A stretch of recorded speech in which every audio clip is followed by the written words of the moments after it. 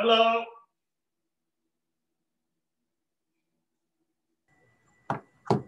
You're good? I am good. Do you want me to let people in? Is that not something I can do? Yeah, I'll let them in for a few minutes. Okay.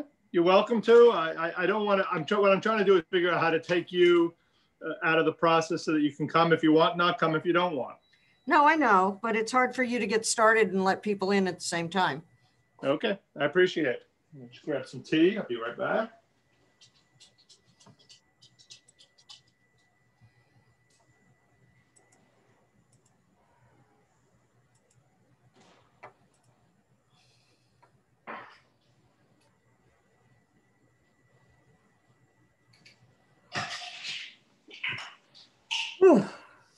I agree.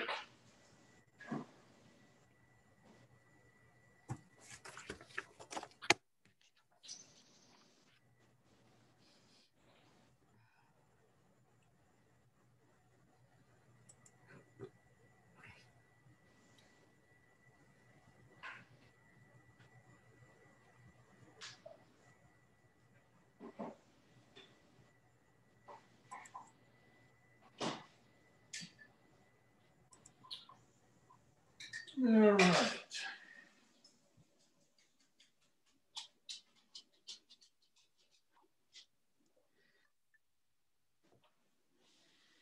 You want me to start letting people in? Sure. I don't know who Gerald Sheldon is. I don't know.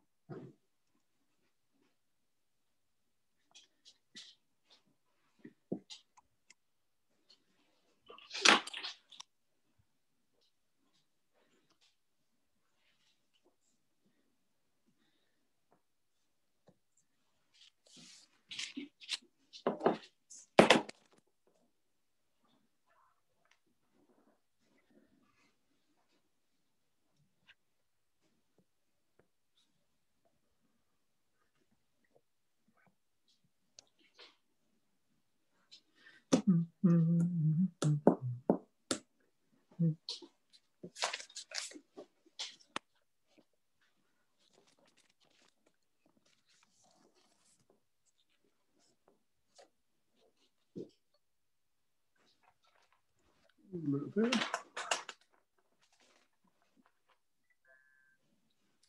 Shalom. Hi, Rosalind.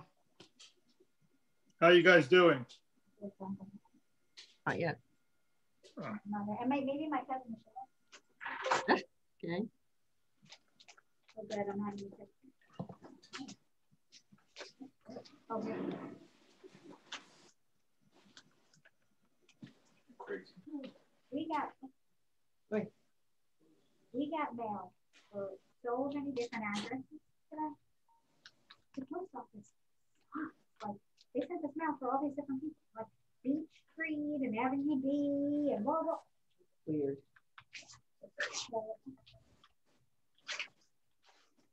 And this thing that was 100 people.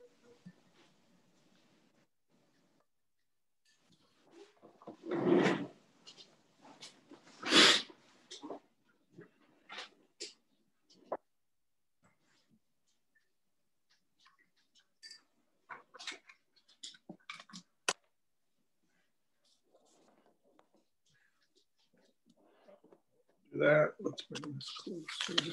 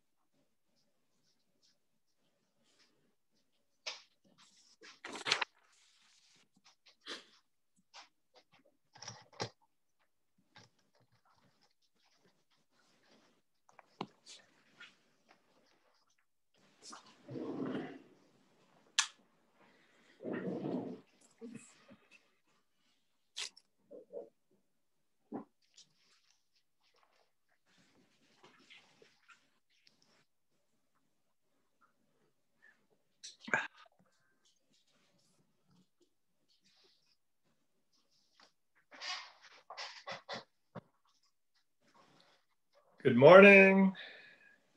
Good morning. Hey, Rosalind, how are you guys doing? Morning. Just normal. I'm ready for winter to be over. Yeah, we've had 2 days in the 40s and we're all ready to leave. I am. Yeah, I won't tell my friends up north. I know. And that's okay. I totally accept the fact that I am a wimp. But if it didn't, if there was no breeze, Yeah. that makes a difference. And it's been really windy. Yeah, I went out to get some gas before. Just standing and filling the car up was bitter. Yes. Because of the wind. Yeah. My father he grew up in the Bronx, and then World War II brought him to San Antonio.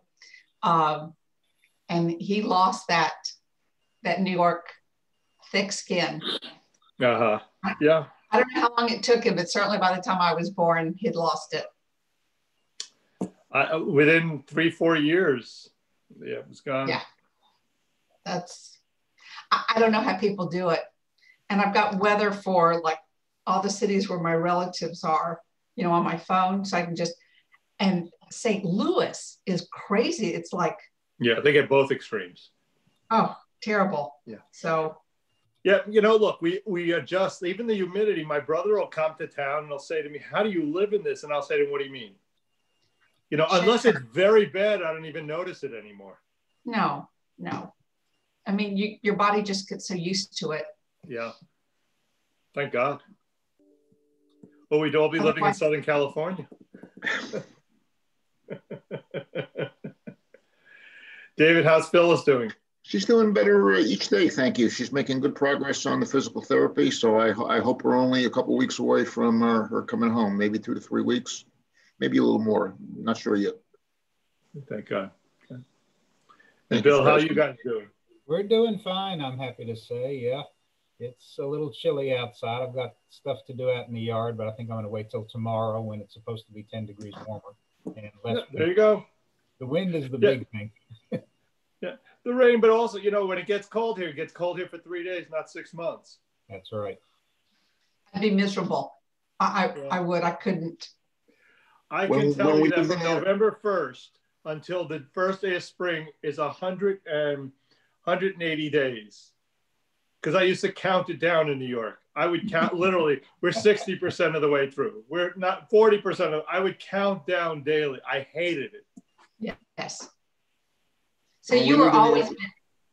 When we lived in Ann Arbor, Phyllis hated the winter weather, and she begged me to find a job in the South somewhere where it was warm. When I was finally offered a job and given a choice of relocating to Dallas or Houston, Phyllis's response was, which one's further south? That's a true story. You know, you laugh, David, but when I'm from San Antonio, and when I graduated college, I thought I should live in more than two places my whole life, you know, San Antonio and Austin. And I had no reason to leave Texas. You know, I mean, I could have, but I didn't have a reason to.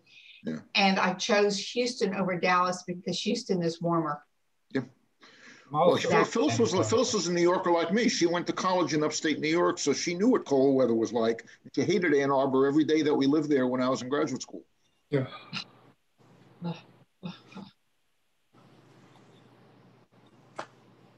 I looked at a job in Chicago at one point, and I love the city of Chicago. I was there. I went in for an interview in November. Never mind January and February. I just said, "There's no way. There's just no way." I remember in my consulting days, and I had a new project in Minneapolis, and I had to be there on January 2nd, and it was 27 degrees below when I got off the plane, and it never warmed up the whole week. As long as we share stories, I have to tell you, my husband and I, we lived in Philadelphia. And when we told our friends that we are moving to Houston, Texas, they asked me, Anna, do you know how to ride a horse? You're moving to Texas? So I had to tell them that people do drive cars in Texas as well. Yeah. Yep. I have to tell you, Mr. Levine, Cantor Levine, I really enjoy your presentations. I think they're very, very interesting, informative. I thought I knew pretty much everything about anti-Semitism, but you're putting some new perspectives on things. Yeah, there's always new. Unfortunately, there's always new material in anti-Semitism. I know, that's right. That's right. Yeah. The only problem with anti-Semitism, it never seems to end. Yeah.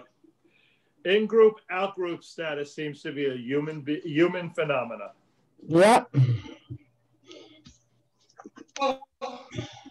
Well, Anna, I appreciate your words. Coming from you, though, that means a lot. Thank you. Yeah, well, I really enjoy it. I don't always have the time to watch it, but I enjoy it when I do.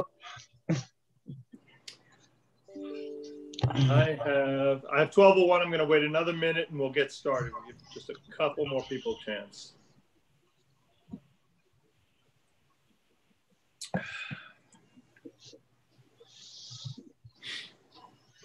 Is everyone going to stay up December 31st just to make sure we flip over to January? You mean we're not living in the roaring 20s? Just to make sure we're done. Fortunately, we can watch the ball drop and we don't have to stay up till midnight to see that. That's right. That's right. Yeah. Last year, my brother decided in Phoenix he was going to celebrate New Year's on London time. Right. Oh, he can go to bed at 7 o'clock and he's done. All right, my friends. Thank you for joining us this morning. We're going to finish up what we were doing with last week, and then we'll get into this week's lesson as well. So I want to finish up on the Inquisition. I have an account here that we're going to read in just a second, translated from the Spanish, that deals with a person by the name of Elvira del Campo. In 5767, she is accused of practicing Jewish rites. She's tried in Toledo for her crimes are twofold. One, she won't eat pork, and two, she puts clean linens on for Saturday. She admits doing so, but she has no idea, in a sense, that there's any sense of heresy involved. Character witnesses about Alvarez say that she is including Christian clergymen, testify that she is a good Christian. She probably was. Her Jewish customs, as I described, are simply, one is not eating pork, and two, putting on fresh linen, something that she described was just sort of a family tradition. She had no idea where it came from. Right? We all have our little family traditions that we don't know anything about. And so she continued her family traditions. Her father and her husband, evidently both of Christian origin, knew nothing of any of this. The witnesses who testified against her said she went to mass and confession, that she was kind and charitable. She just didn't eat pork. The chief witnesses were against her were two of her husband's employees who lived in the house and had been in the kitchen and so knew of some of her eating habits. And so she is arrested in July of 1567. And by April of the following year, she undergoes her first torture. And what I want to go through is the report made by the Secretary of the Inquisition of that experience. And what its intent here is to demonstrate how it's possible for authorities to get innocent people to confess to non-existent crimes, such as what might have been the poisoning of wells, the murder of children for religious purposes. All right. So let me, if I can see by hands, who has the text in front of them? I see Judith, David, Rosalind, Bob, and Karen. Okay, that should get us through this reading. Okay, so Rosalind, you have square number 1. I'm going to ask you to begin where it says she was carried. This is a long reading, so bear with us, and you need to unmute for your reading. Are you talking about Unit 6 or the one from this week, Unit 7? From last week. Unit 6. Okay, and which reading? Oh, she was carried. Yeah, I remember this from your class. Yeah. She was carried to the torture chamber and told to tell the truth. When she said she had nothing to say, she was ordered to be stripped so as to allow free play for the torturing ropes, and again admonished, but was silent. When stripped, she said, "Senors, I have done all this said of me, and I bear false witness against myself, for I do not want to see myself in such trouble. Please God, I have done nothing." She was told not to bring false testimony against herself, but to tell the truth. The tying of the arms was commenced. She said, "I have told the truth and have nothing to tell." One cord was applied to the arms and twisted, and she was admonished to tell the truth, but said she had nothing to tell. Then she screamed and said, "I have done all they say." Told to tell in detail what she had done, she replied, "I have already told the truth." Then she screamed and said, "Tell me what you want, for I don't know what to say." She was told to tell what she had done, for she was tortured because she had not done so, and another turn of the cord was ordered. She cried, "Loosen me, senors, and tell me what I have to say. I do not know what I've done. Oh Lord, have mercy on me, a sinner." Another turn was given, and she said, "Loosen me a little that I may remember what I have to tell. I don't know what I've done. I did not eat pork, for it made me sick. I've done everything. Loosen me and I'll tell the truth." Another turn of the cord was ordered, and when she said, "Loosen me and I will tell the truth," "Loosen me for the sake of God. Tell me what I have to say. I did it. They hurt me, senor. Loosen me, and I will tell it." Marcia, would you continue?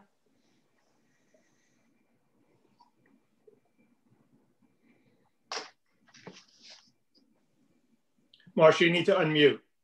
Marcia, we haven't heard anything. Okay, can you hear me now? We can, yes. Okay, she was told to tell it and said, "I don't know what I have to tell. Senor, I did it. I have nothing to tell. Oh, my arms, release me and I will tell it." She was asked to tell what she did and said, "I don't know. I did not eat because I did not wish to." She was asked why she did not wish to and replied, Loosen me, take me from here and I will tell it when I am taken away. I say that I did not eat it." She was told to speak and said, "I did not eat it. I don't know why." Another turn was ordered and she said, "Senor, I did not eat it because I did not wish to. Release me and I will tell it." She was told to tell what she had done contrary to our holy Catholic faith. She said, take me from here and tell me what I have to say. They hurt me. Oh, my arms, which she repeated many times and went on. I don't remember. Tell me what I have to say. Oh, wretched me. I will tell all this, wanted, senores. They are breaking my arms. Loosen me a little. I did everything that is said of me. This continued 16 times until the cords themselves broke. Should I go on? Yeah. Please, one more paragraph. All right. She was then ordered to be placed in the potro, a sort of ladder with sharp-edged rungs. She said, Senores, why will you not tell me what I have to say? Senor, put me on the ground. Have I not said that I did it all? She was told to tell it. She said, I don't remember. Take me away. I did what the witnesses say. She was told to tell in detail what the witnesses said. She said, Senor, as I have told you, I do not know for certain. I have said that I did all that the witnesses say. Senores, release me, for I do not remember it. She was told to tell it. She said, I do not know it. Oh, they are tearing me to pieces. I have said that I did it. Let me go. She was told to tell it. She said, Senores, it does not help me to say that I did it. And I have admitted that what I have done has brought me to this suffering. Senor, you know the truth. Senores, for God's sake, have mercy on me. Oh, Senor, take these things from my arms. Senor, release me. They are killing me. Thank you, Bob.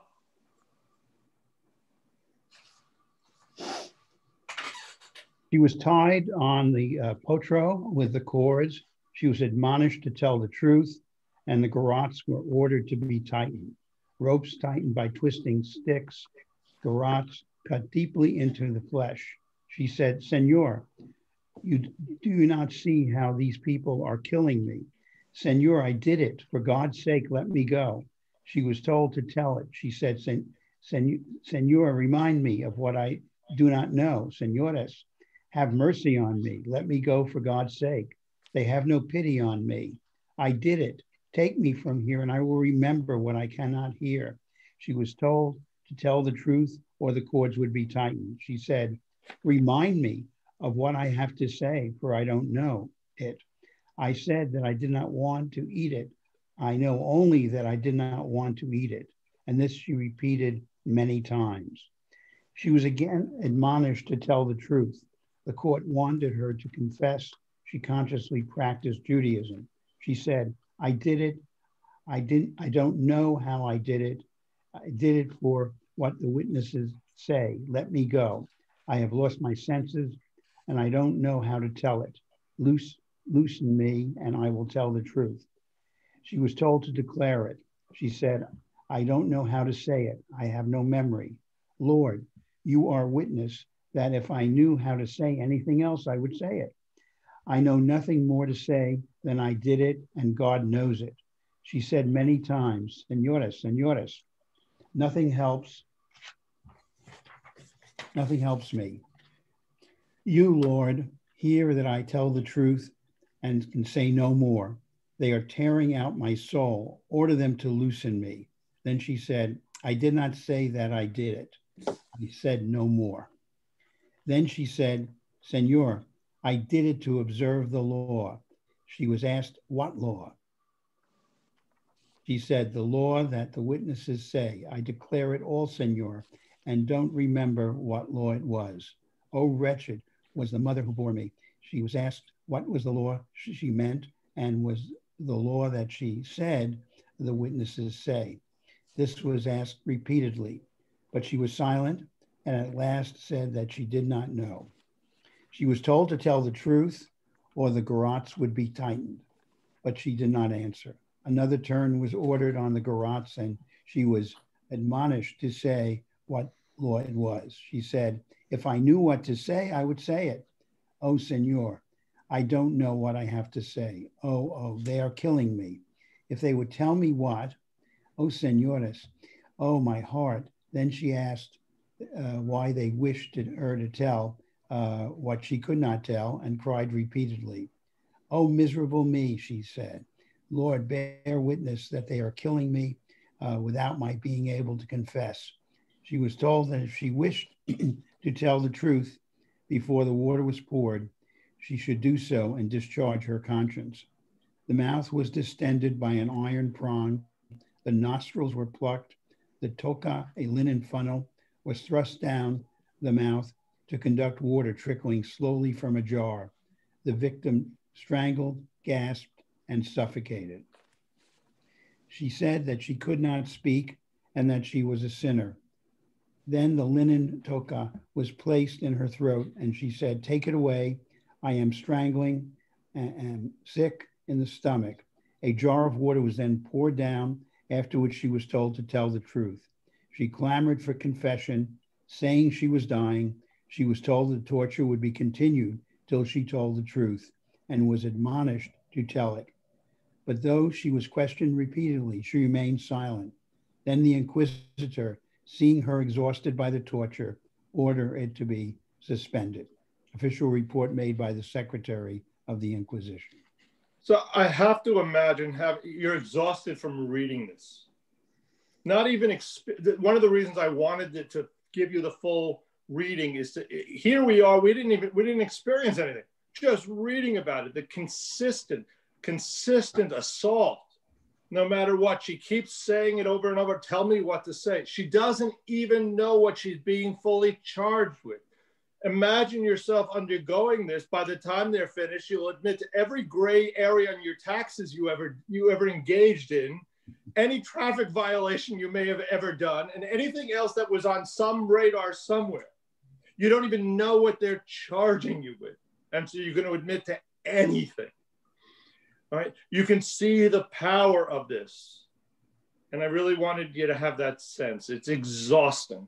And so you can imagine how it was effective. I'm just going to summarize yes, Judith, please just unmute, please. Can you just tell us her name again and the year? All right, it's Elvira. Hold on, let me find it. It was Elvira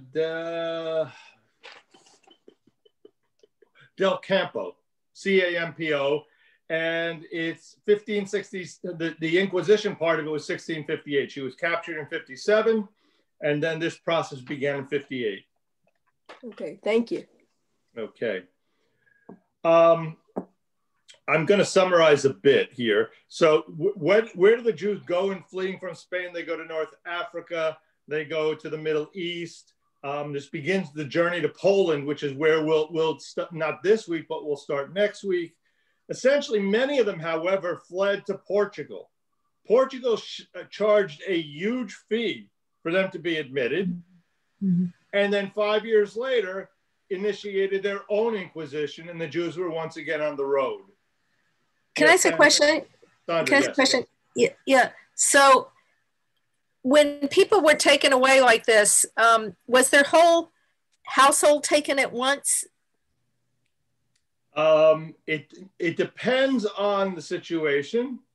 So I can tell you, for example, in her case, the family was stripped of all their possessions, and all the limitations that were put on her. She ultimately was not killed. She was jailed. And when she got free, all the limitations that were put on her were also applied to her children and her grandchildren. It was meant to be a word of warning that went just beyond punishment. So if they survived whatever imprisonment or torture and imprisonment, I mean, there were still other Jews taking care of family members, or? Yeah, to the best of their ability. Yeah, because they were all impoverished. Mm-hmm. So if I understand, they impoverished most of the Jews. So how did they have money to leave to go to Portugal? Remember, they were allowed to take anything that wasn't non-real estate, non-gold. They could take their possessions. So they sold what they could. I don't know the answer. I imagine those who were extremely wealthy helped. I don't know the answer. Yeah, I imagine it was a communal effort. Bob? Many also went to Holland, yeah. Most notably Baruch Spinoza, yeah. His family. And we'll talk about the Calvinistic influence that comes out of that as well. Yeah. You're right. All right. As I mentioned before, right as this Inquisition is beginning, we know that a group of people went a different direction. They went to the New World. Okay, we know the boats, Columbus's boat had at least one Jew, and probably a Jew who had just converted 3 days before. They're Cartologists. And we assume there were many other conversos on those boats as well. All right, that's where I'm going to leave it for today in terms of last week. All right, what I'm going to do, I want to switch over now to what we would do for this week. All right, despite outward appearances, life in Western Europe in the year 1500 was very different from what it had been like 50 years earlier. Some of the changes were the results of voyages of discovery, like we just talked about with Columbus. Other changes arose from something that was less dramatic, but actually in certain ways even more impactful, and that's the Gutenberg printing press in 1440. Before the printing press changes everything, everything. Before this invention, books had been handwritten. A single copy of a book could take months, even years to complete. If you walked into a shul, you didn't find a collection of Sidurim and Chumashim sitting there, all right? You were reliant on whatever was being read publicly, and you just said Amen. And that's how either you knew it by heart, or you said Amen, and you fulfilled your chovah, your obligations. By 1500, 236 towns and cities in Europe had their own print shops. And it leads to an explosion of knowledge, which encourages the growth of a movement known as humanism. Almost everywhere in the 16th century in Europe, humanism centered on a rediscovery of the great writers of ancient Greece and Rome. For centuries, their works had been kept alive by Muslim scholars, but now they're being rediscovered by Christians who find the information they're hearing from the Greeks and Romans to be very relevant for their lives. In those 1500s, almost all humanists were devout Christians who saw no contradiction between the interest in humankind and their religious beliefs. Their interest in the ancient world actually led them to reread the religious books with a new eye, so that they could correct errors in translation and interpretation, right?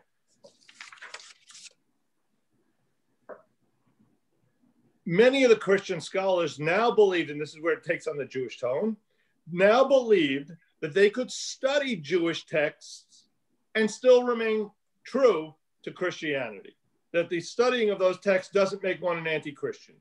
Today, that doesn't seem so radical. All right. In the 16th century Europe, it was revolutionary. Nonetheless, the great majority of Christians still believed that Hebrew books were so dangerous that they had to be destroyed. Among such Christians was a recent convert from Judaism to Christianity by the name of Johannes Pfefferkorn. In 1509, Pfefferkorn, with the help of the Dominican friars, persuaded the Holy Roman Empire, Maximilian I, to confiscate and burn Jewish books. After Jews asked the emperor to reconsider his stand, Maximilian turns to Johannes Reuchlin. You have Reuchlin and Pfefferkorn are the two adversaries you're going to hear about. Reuchlin is a Christian scholar and a humanist, and the emperor turns to him for advice. Reuchlin recommends preserving Hebrew books because for two reasons. One, they might help Christian scholars in deriving proof of Christian beliefs.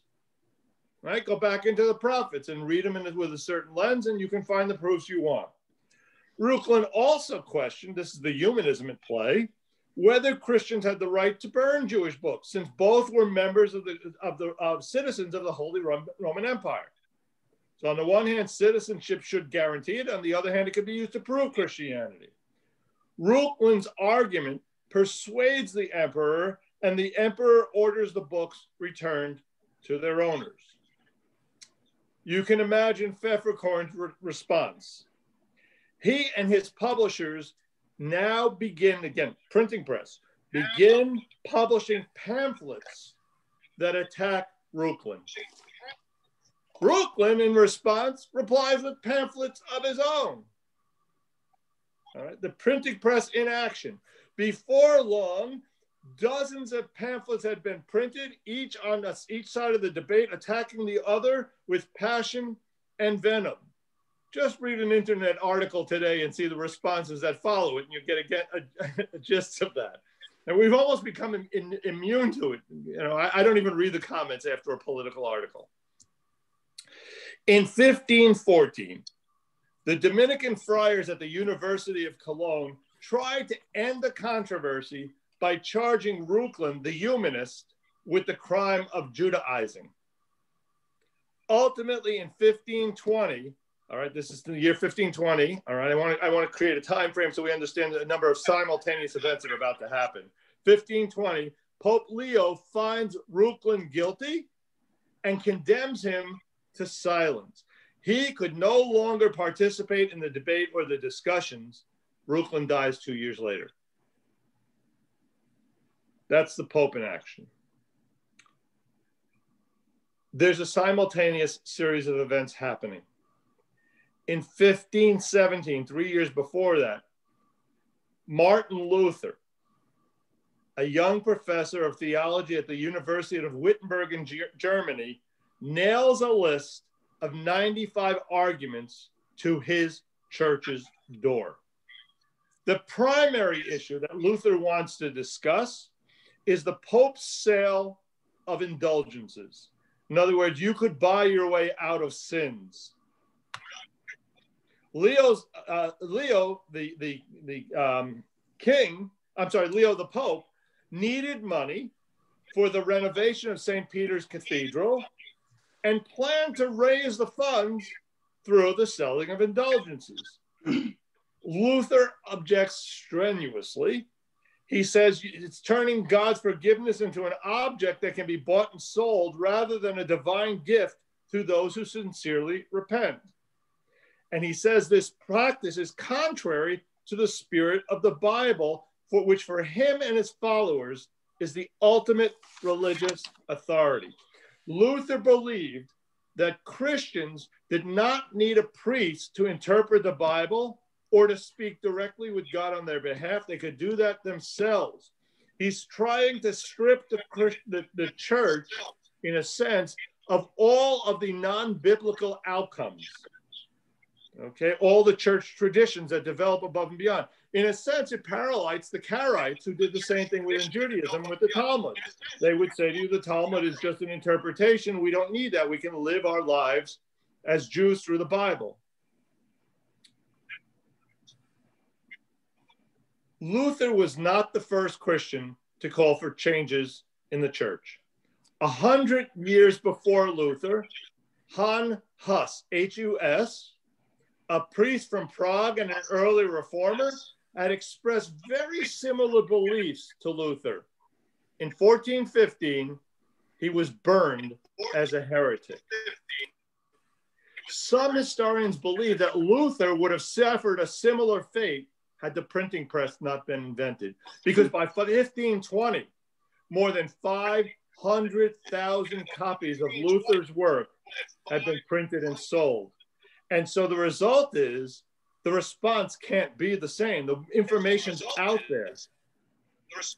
I'm hearing an echo. Somebody, I need somebody to mute.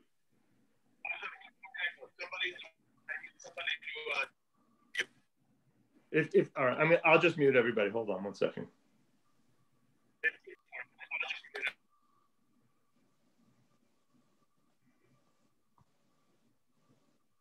Yeah, because otherwise I hear myself coming back at myself about 15 seconds later. All right. When Luther refuses to recant, they can't kill him, but he's excommunicated in 1521. And as somebody noted, we're in the same basic time frame as Baruch Spinoza. This is a time of new ideas. All right, so Emperor Charles V, the new head of the Roman Empire, also sees Luther from a civil perspective as a serious threat. Charles is troubled by Luther's insistence that Christians be guided by their own understandings of the Bible rather than by papal law. If Christians could ignore the Pope, they can ignore the emperor. And in 1521, Charles invites Luther to Worms to meet with a power assembly of princes. They urge Luther to recant his teachings, and Luther responds to the following: unless I am convinced by the testimony of Scripture or by clear reason, I cannot and will not recant anything, for it is neither safe nor honest to act against one's conscience. The Assembly of Civil Leaders declare Luther an outlaw, but even so, he's been outlawed by the civil government, he's been outlawed by the Pope. None of that stops Luther or his writings, nor does it, and this is the key fact, does it reduce his popularity. The masses are hearing him. Any comments or questions thus far? Okay. Luther engages in a pattern similar that we saw with Paul and then Muhammad, hoping that the Jews will go along. They will convert with him. He declares that both he and the Jews have suffered from Catholic bigotry. Luther wrote that the Catholic clergy, not the Jews, were the ones who truly profaned the Eucharist. And in 1523, he publishes a pamphlet entitled That Jesus Christ Was Born a Jew, naming the pamphlet That Jesus Christ Was Born a Jew, 1523. It was a response to Catholic ideas on his ideas, Catholic attacks on his ideas. In the essay, he condemns the way the church treats Jews.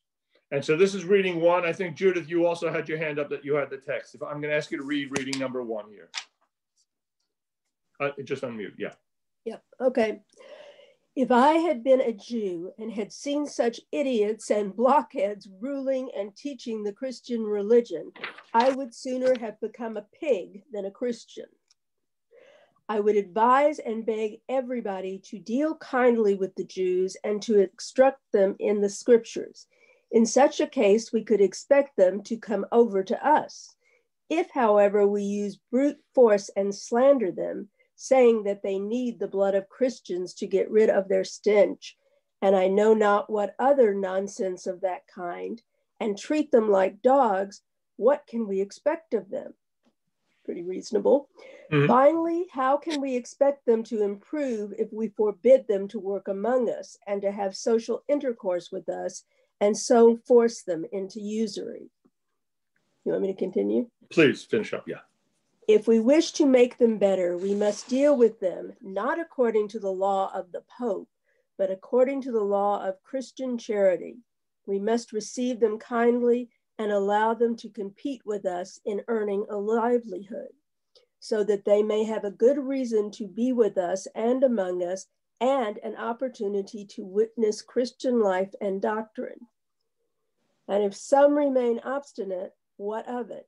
Not every one of us is a good Christian. So this argument, by the way, was used by Jews for Jesus in the late 70s and 80s. It's part of their argument. I mean, it's all right. If we treat them like dogs, who's going to want to come here? Right? So that's the message. Many readers of this text, including some Jews, were surprised by the final lines of this essay, which seem to show an astonishing degree of religious tolerance. Okay?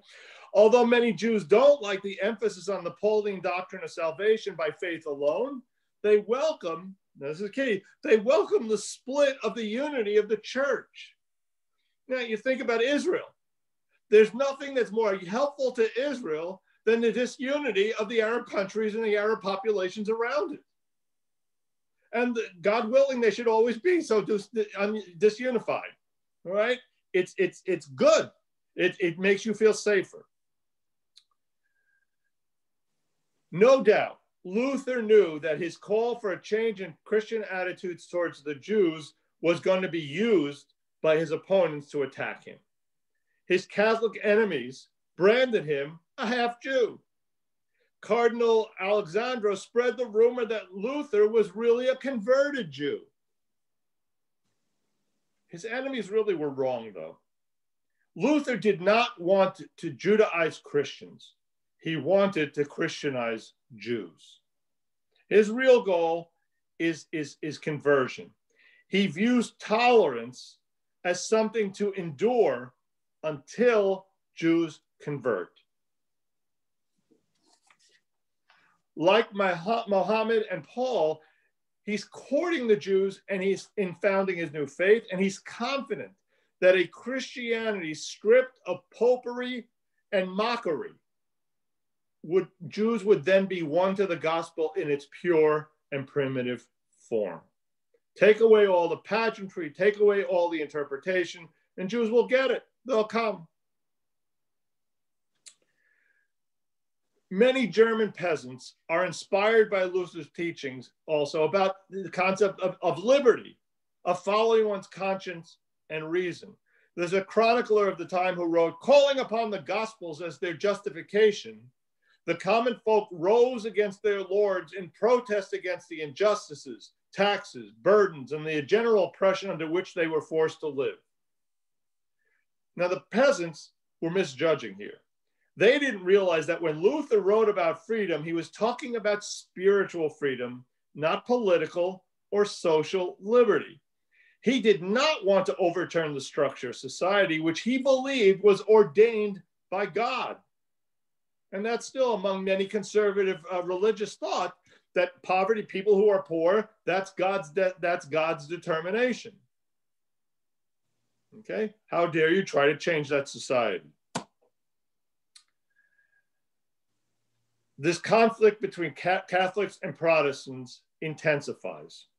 And as a result, the Jews are left to choose sides. It's impossible to remain a bystander in a war fought in your own backyard. And yet, neither side is sympathetic to the plight of the Jews. Luther is primarily interested in converting them. Charles, who's the emperor and the leader of the church, although he had renewed their charter, was also, as I said to you, was the King of Spain and Portugal and the Holy Roman Emperor. In these countries, he had supported the expulsion of the Jews, he had supported the Inquisition, and even had established inquisitions in Mexico, Peru, and Spain's other American territories.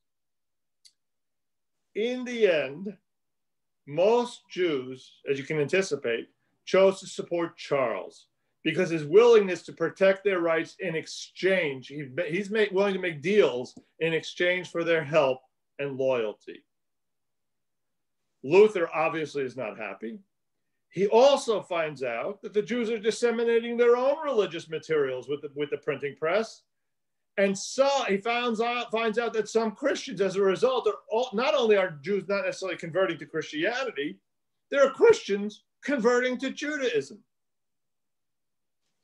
In 1537, Luther became convinced that most Jews had no intention of converting to Christianity, and if conversion is not a possibility, there's no reason to tolerate the Jews.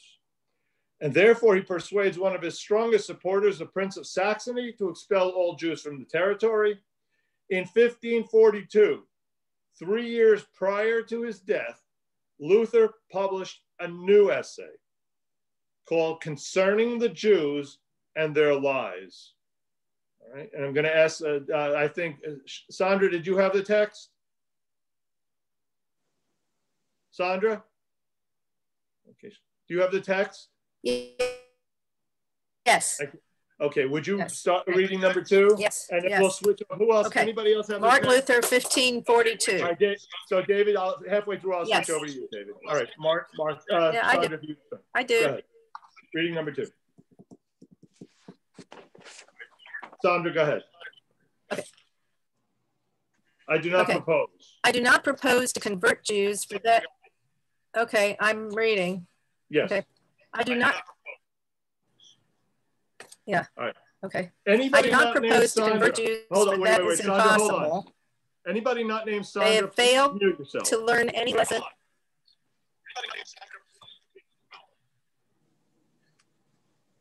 Try one more time. Everybody else needs to mute. Okay. Go ahead. One more time. Everybody else needs to mute. I'll mute myself. Okay. Go ahead. I do not propose to convert the Jews, for that is impossible. Okay. They have failed to learn any lesson from the terrible distress that has been theirs for over 1,400 years in exile. Is it working? No? Yeah, it is. Go ahead. Okay. Continue. Nor can they obtain an end or definite terminus of his. God's wrath is proof that the Jews, surely rejected by God, are no longer his people, and neither is he any longer their God.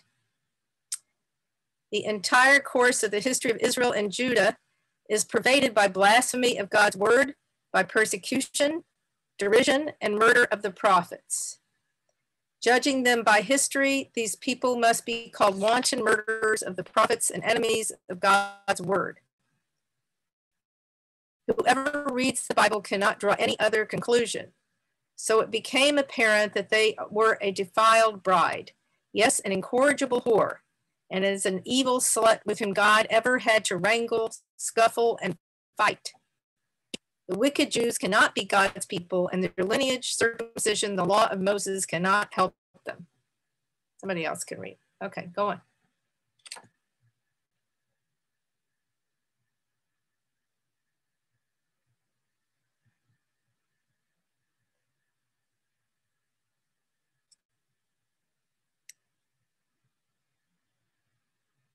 Do you want me to keep reading?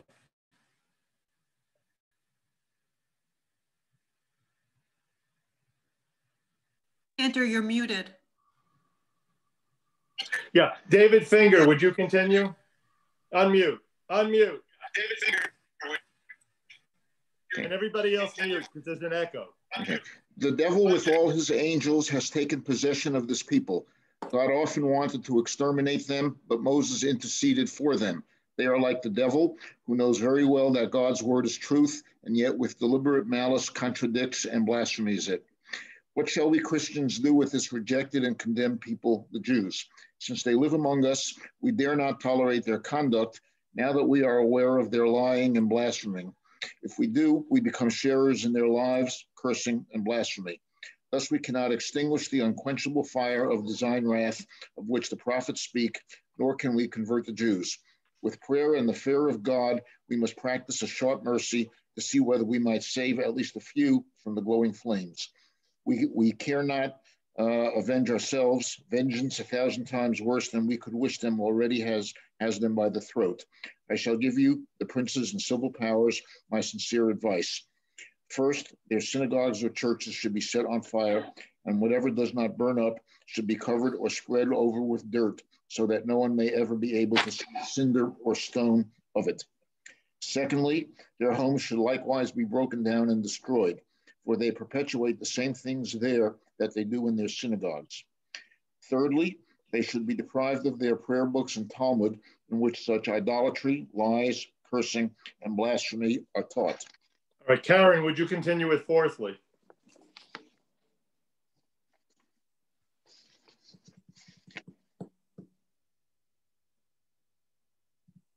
No? Hang on, sorry. I was trying to do something smart with my mic, but it didn't work. Fourthly, their rabbis must be forbidden under the threat of death to teach anymore.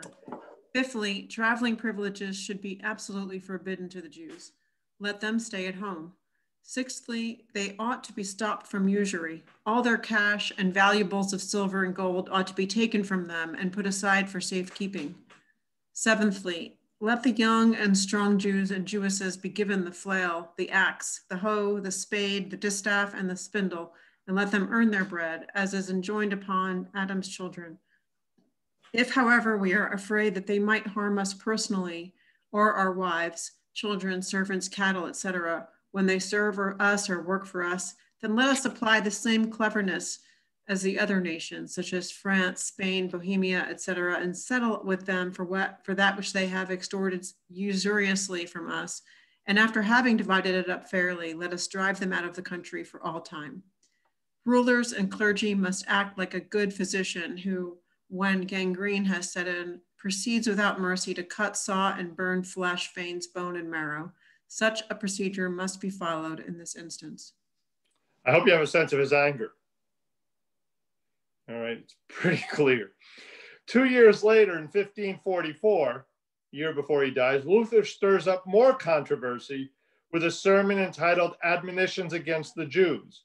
In these sermons, he repeats the old libels, including ritual murder, poisoning of wells, and black magic. These writings would continue to shape opinions long after Luther's death. As a matter of fact, in the 30s and 40s, 400 years after it was written, Hitler and the Nazi Party would quote them as proof of how evil and dangerous the Jews were. In his book, the book called The Rise and Fall of the Third Reich by William Shirer, he writes, "It is difficult to understand the behavior of most German Protestants in the first Nazi years unless one is aware of two things: their history and the influence of Martin Luther. The great founder of Protestantism was both a passionate anti-Semite and a ferocious believer in absolute obedience to political authority. He wanted Germany rid of the Jews. Luther's advice was literally followed 4 centuries later by Hitler, Göring, and Himmler."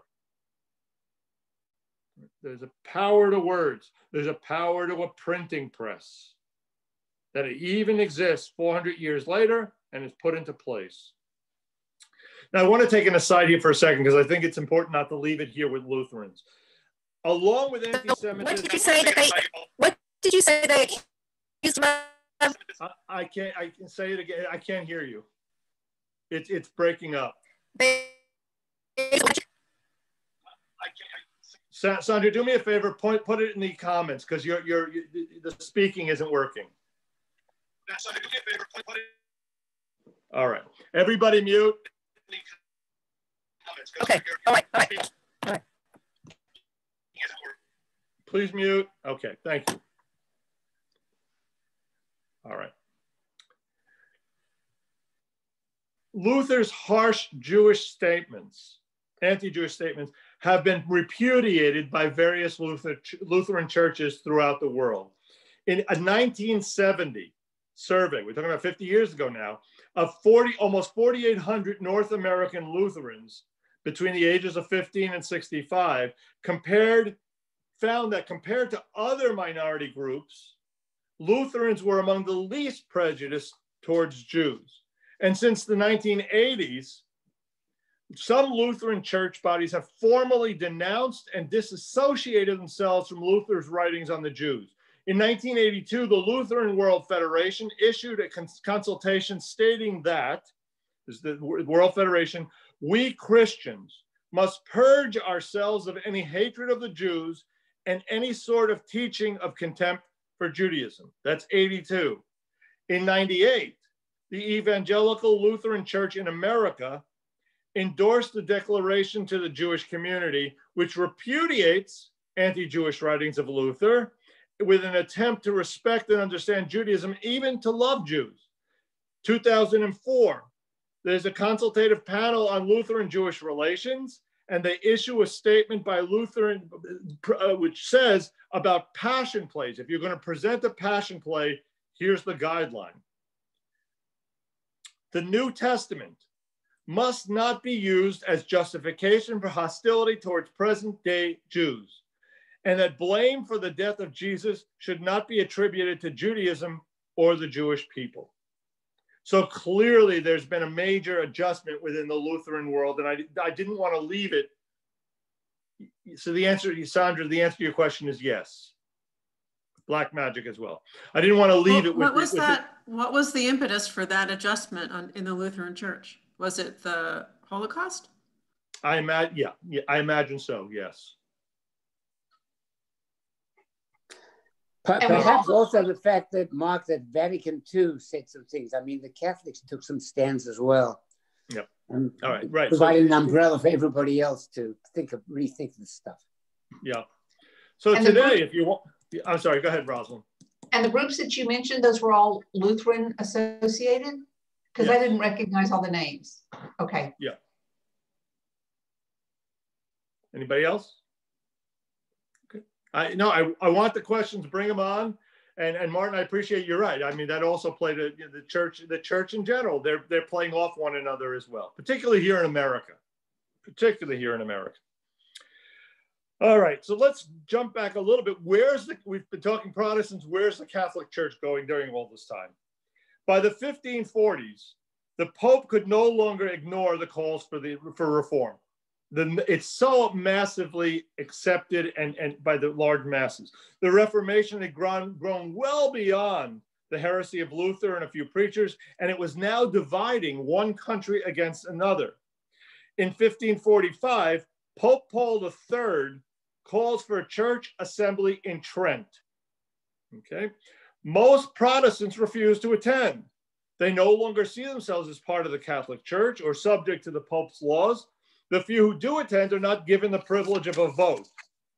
Nevertheless, the council calls for important reforms that eliminate many of the abuses that Luther had been protesting against. The council doesn't pay much attention to the Jews. Its emphasis is on heresy within the church. But the Jews were the focus of one statement. In response to the question of who killed Jesus, and mind you, I want to go back to the fact this is 1545, okay? Reading number 3.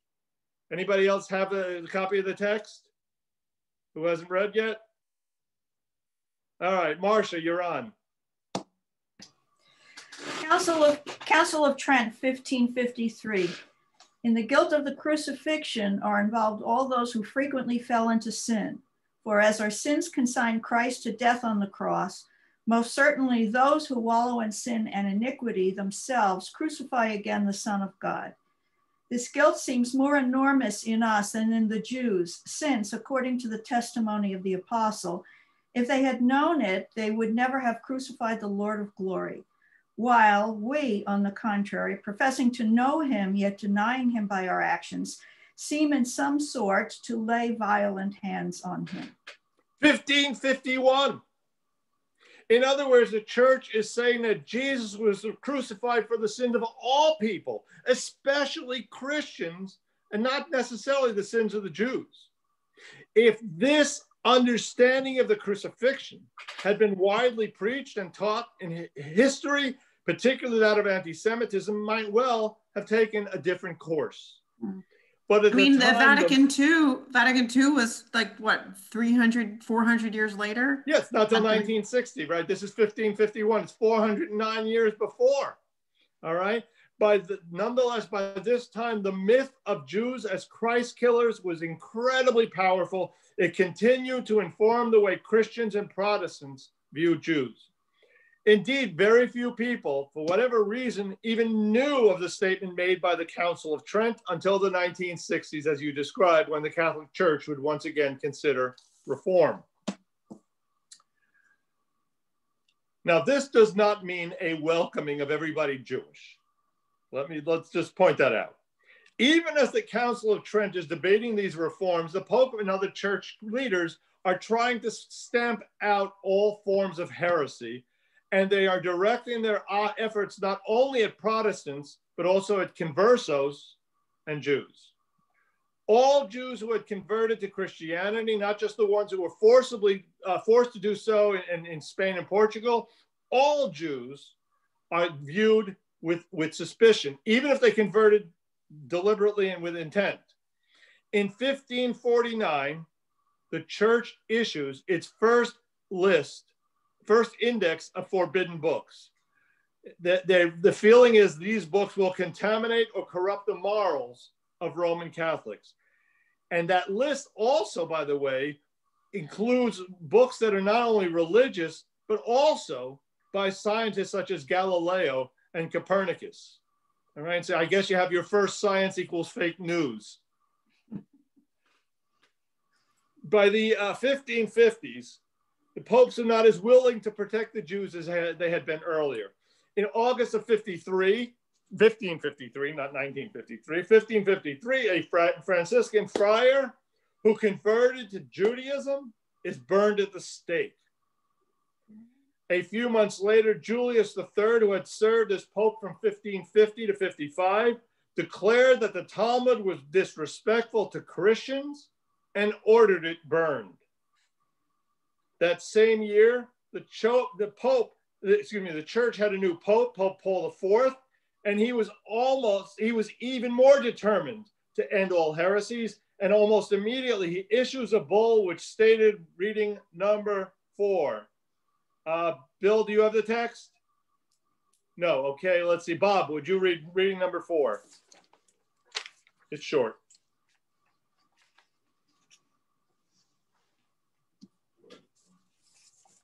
You need to unmute, yeah. It is absurd and inconvenient that the Jews,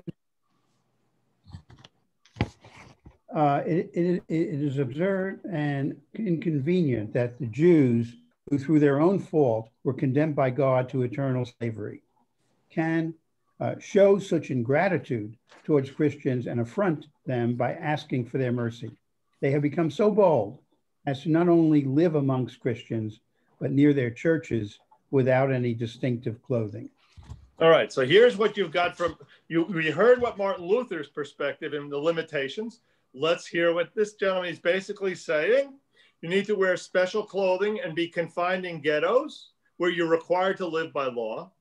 If you own property, you have to sell it to Christians. You could not employ Christian servants. You had to wear distinctive clothing, yellow hats for men and yellow scarves for women. All synagogues but one in the community are to be destroyed. Jews are barred from professions and forbidden to own real estate. Jewish physicians are forbidden to treat Christians under heavy penalty. One could leave the ghetto during the day, but you needed to return by sunset, and the ghetto gates were locked from sundown to sunrise. The gates are installed and guarded by Christians, but the Jewish community has to pay for the cost of all that through a special tax. All right, we're not winning with either the Catholics or the Protestants here. I want to do a somewhat of an aside. These segregated districts were called ghettos. There's two. The first is probably more the likely reason. The second one is also offered. Probably because the first of these ghettos, established in Venice, was located next to a cannon factory and was designated with the Italian word for factory, ghetto. All right. Some, however, believe, and this is Jewish midrash at its best, that the ghetto comes from the Hebrew word get, divorce, indicating that the ghettoization separates and divorces the Jews from the general population. That's Jewish midrash at its best. All right. The expulsion from Spain triggered the idea that Jews should not be able to live freely in a Christian country. All right. And the Christian merchants and the artisans want to eliminate their Jewish competitors, but the government officials see the Jews as a source of income and don't necessarily want to expel them. What's your ideal compromise? Ghettoization. They get to stay among us, I get to collect the taxes, and they don't live amongst us. The ghetto is not a new experience at this point. Jewish quarters had existed in ancient times, created by Jewish separatism, right? You need a kosher butcher. I mean, even today, I mean, Houston's not bad, but you know, we all know where the Jewish areas are. All right, we somewhat self-define. All right, what's different here is that it's imposed. It's not, and we become incarcerated. That's the difference. It was sometimes looked on as a privilege amongst some Italian Jews, and the ghettoization was actually celebrated. The establishment of the ghetto was an annual festival in the 18th and 19th centuries.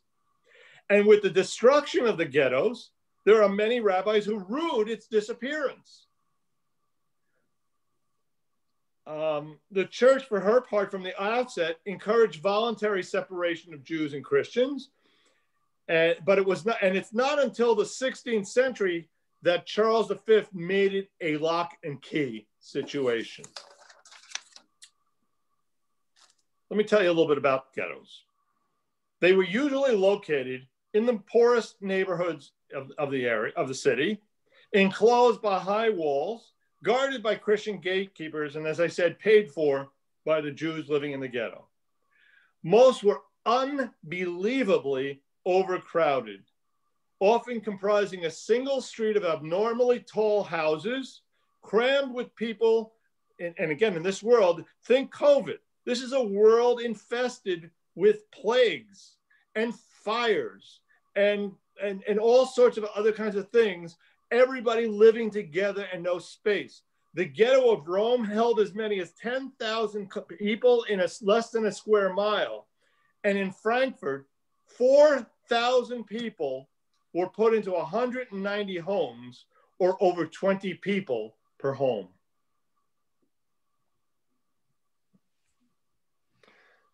Now, as I said to you, the ghettos weren't all bad from a Jewish lens. Certainly on a civic level, they are. The effects, however, were not all unfortunate. It fostered an ethnic solidarity. It fostered an attachment to the synagogue. It fostered a devotion to Torah study.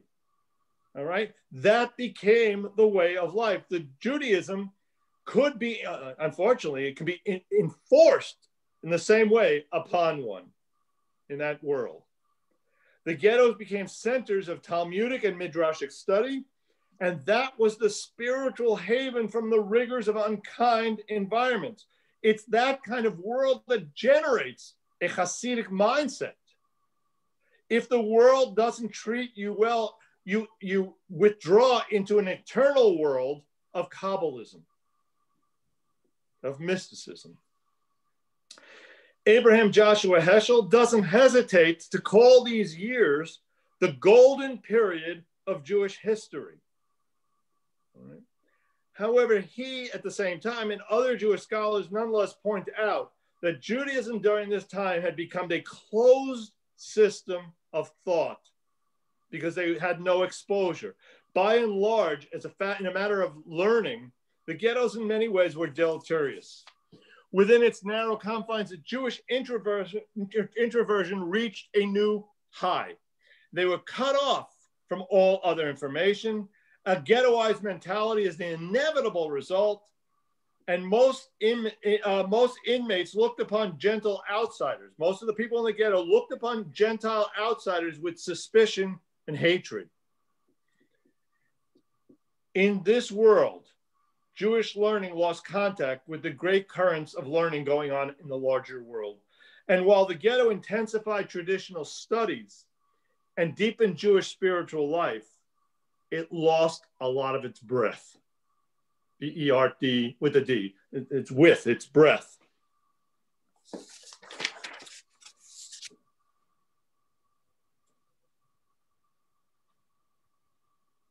We're in a period, now remember the Protestants, while this is all going on, the Protestants and the Catholics are at war, all right? It had gotten so deadly that compromises, there were no compromises. 1552, Charles V, the emperor, is so delusioned by what's going on, he retires to a monastery. He abdicates and retires to a monastery, turns the throne over to his brother Ferdinand. Things must have been pretty intense. Protestant and Catholic become increasingly bent on proving itself to be more Christian than the other. We Jews know about that, all right? More Christian than the other and vying with each other in performing pious acts. Both Catholic and Protestant rulers persecute heretics and in process intensify restrictions on the Jews.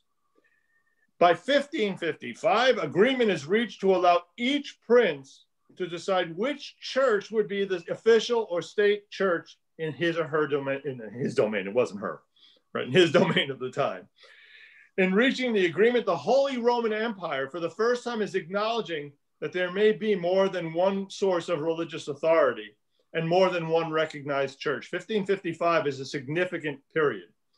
It's also a step towards tolerance in allowing the presence of others to live amongst oneself.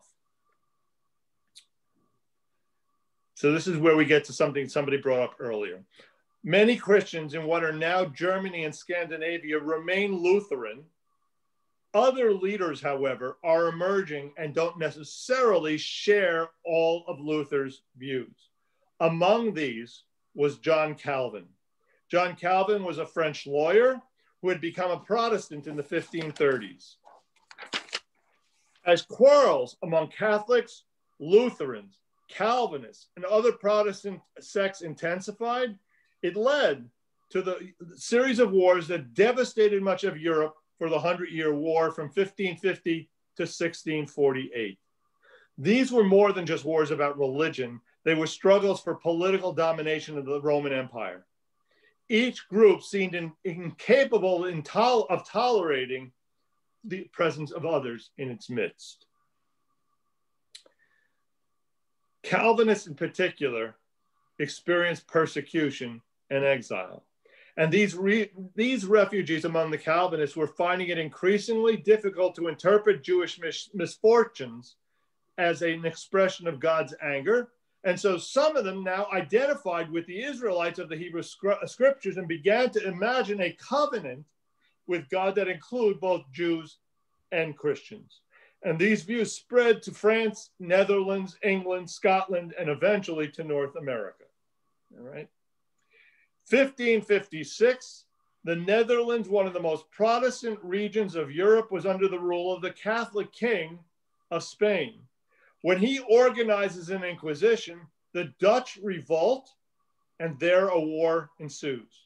When it finally ends, the southern province, modern-day Belgium, remains under Spanish rule, and the northern province, now the Netherlands, considers itself Protestant.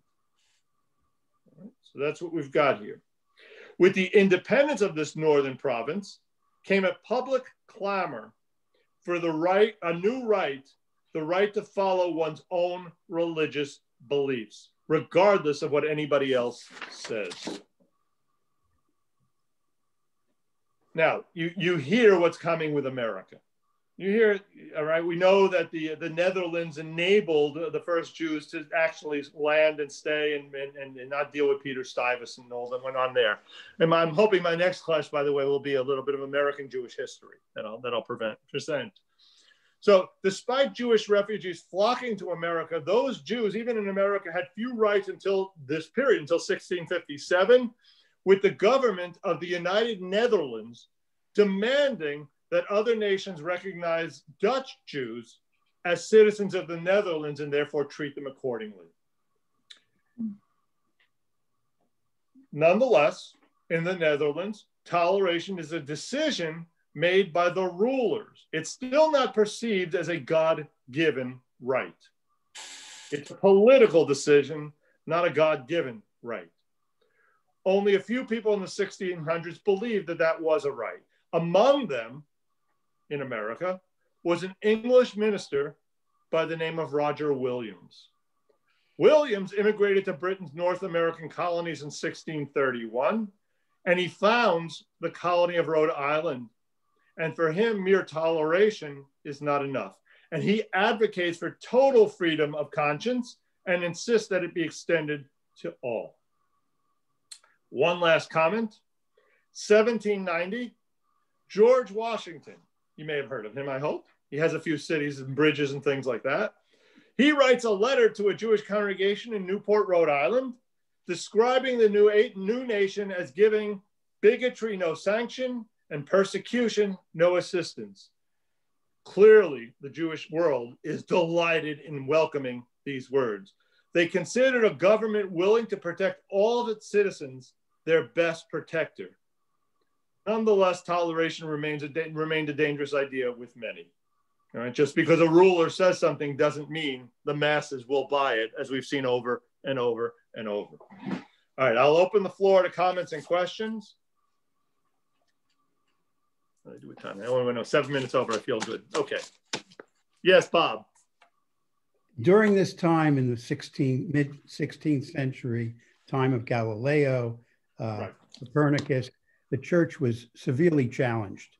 This was a time of the scientific and intellectual revolution. Right.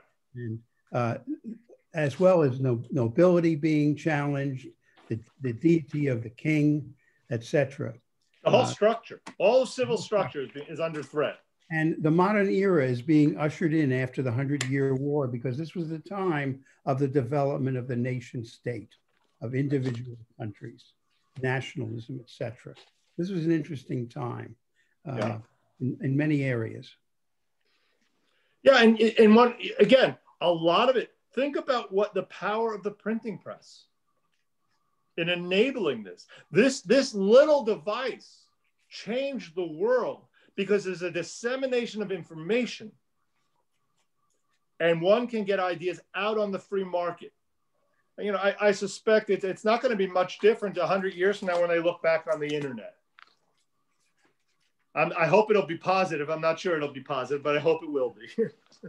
Yes, Judith, and then Martin, you're next. I think you had your hand up. Judith? I am a librarian and I've studied the history of printing and books and so forth.